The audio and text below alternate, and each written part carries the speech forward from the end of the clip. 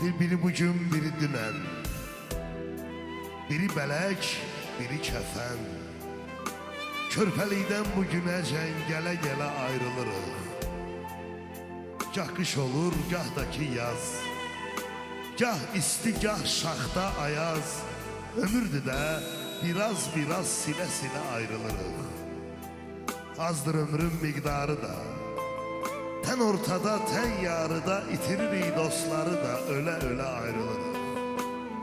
Qürur eşqi ayaqlayır, qəzəb bizi qabaqlayır, ürəyimiz qan ağlayır, gülə-gülə ayrılırıq. Bu gözlər necə birləşib, səadətim fikirləşib, bir gün o gözlərdən düşüb gilə-gilə ayrılırıq.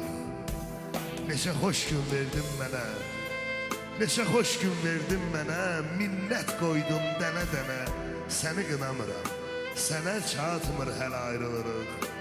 Xəyallarda sevişərik, xəyallarda sevişərik, qocalarıq, dəyişərik, qiyamətdə görüşərik, elə belə ayrılırıq. Qiyamətdə görüşərik, elə belə ayrılırıq.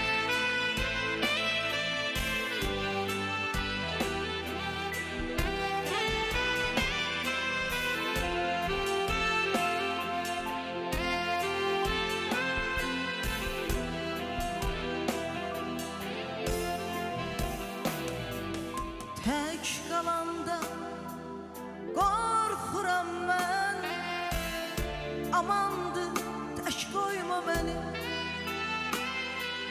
Səndən özgə bir kimsəm yox, amandır tək qoyma məni. Tək qalanda qorxuram mən, amandır tək qoyma məni. Səndən özgə bir kimsəm yox, amandır tək qoyma məni.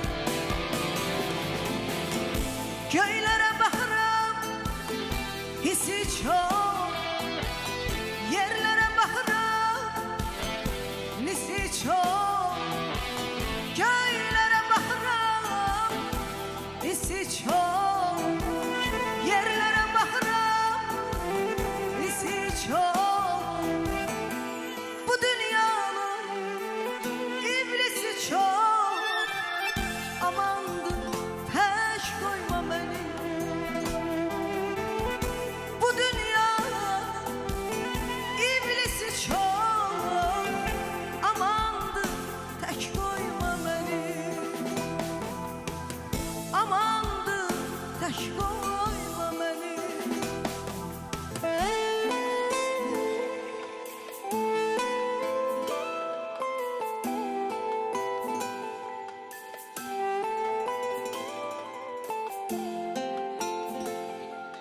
Amandır tək qoyma məni. Sağ olasın, var olun.